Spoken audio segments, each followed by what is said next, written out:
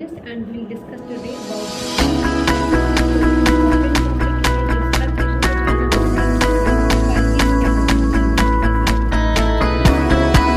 Patient को जानना होता है कि परहेज क्या होगा हमारी बीमारी के साथ। ओके, तो हमें जानना है कि किडनी पेशेंट जो होते हैं, उन जो लॉन्ग टर्म बीमारी से ग्रसित हैं, किडनी की बीमारी से, उनको हमें क्या डाइट में देना चाहिए और क्या नहीं देना चाहिए।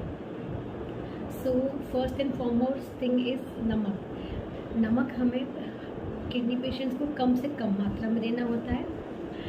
काला नमक या सेंधा नमक नहीं देना होता है। मार्केट में एक न्यू नमक भी लॉन्च हुआ है फॉर रिड्यूसिंग बीपी कम करने के लिए, which is Tata light salt. वो भी हमें नहीं देना चाहिए क्योंकि इनमें सोडियम की मात्रा कम होकर पोटेशियम की मात्रा ज़्यादा होती है। एंड पोटेशियम जो होता है वो सोडियम से भी ज़्यादा हानिकारक होता है किडनी पेशेंट में खासकर, और वो कभी कभी हाई पोटेशियम जानलेवा भी हो सकता है। तो जब भी किसी पेशेंट का पोटेशियम हाई है तो उनको डेफिनेटली जाके डॉक्टर से मिलना है एंड डाइट के काउंसलिंग लेनी है एंड नमक का उपयोग कम से कम कर देना, और ये नमक जो मैंने बताए हैं इनको नहीं यूज़ करना है। बाकी आता है नेक्स्ट दी वेजिटेबल्स। किडनी पेशेंट जो सीकेडी पेशेंट्स हैं उनको एडवाइस किया जाता है कि हरी पत्तेदार सब्जी जैसे पालक, मेथी, इनका उपयोग ना करें या कम से कम करें। बाकी सब्जियां सब अलाउड होती हैं, उनकी हमें लीचिंग कर देनी चाहिए। लीचिंग क्या होती है? What we do is we cut the vegetables और उनको हम सोक कर देते हैं गुनगुने पानी में। गुनगुने पानी में सोक करने से उनके एक्स्ट्रा मिनरल्स, फॉस्फेट्स, ये सब वॉश हो जाते हैं, लीच हो जाते हैं। उसके बाद उस पानी को हम फेंक देते हैं और कटी हुई सब्जियों को फिर हम पका लेते हैं। तो इससे प्रोसेस से लीची हो जाती है और वो खाना किडनी पेशेंट के लिए उपयुक्त हो जाता है। दाल जो है, यूजुअली सारी दाल हम पेशेंट को अलाउ करते हैं और दाल खाना ज़रूरी भी बहुत है। सारे पेशेंट को हम चाहते हैं कि रोज़ ज़रूर दाल का उपयोग ज़रूर करें। छिलका उतार के दाल लें तो ज़्यादा बेटर रहता है, बिना छिलके की दाल बनाएं।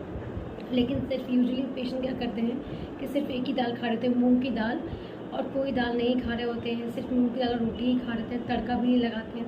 ऐसे नहीं करना है, प्रॉपर तड़का लगा के, घी डाल के, मिर्च डाल के, जैसे खाना नॉर्मल बनता है वैसे ही उनको दें। सिर्फ नमक कम डालें और जैसे जो प्रोसेसिंग मैंने बताई उस प्रोसेसिंग को फॉलो करें। खाना सारा दें, दाल, चावल, रोटी, सब्जी, सारी ही चीज़ें प्रॉपर मात्रा में पेशेंट को देनी चाहिए।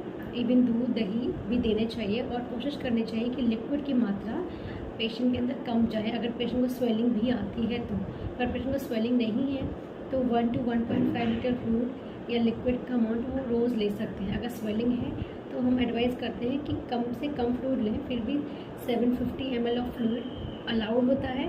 और उसके नापने के लिए आप ऐसे कर सकते हैं कि हम पेशेंट को एडवाइस करते हैं आप सुबह ही अपनी एक पानी की बॉटल 750 ml तक भरकर अलग कर लें। सारा पानी जो आप दिन भर में यूज़ कर रहे हैं वो उसी से लें। और अगर आप कोई 1 कप चाय पी रहे हैं या 1 कप दूध पी रहे हैं तो उस बॉटल से 1 कप पानी निकाल के फेंक दें, तो हमें आइडिया हो जाएगा कि हमने 24 घंटे में कितना फ्लूइड लिया। ज़्यादा फ्लूइड लेने से स्वेलिंग आने का रिस्क होता है किडनी पेशेंट में, और वो इसलिए होता है क्योंकि हमारी किडनी अच्छे से काम नहीं कर रही है।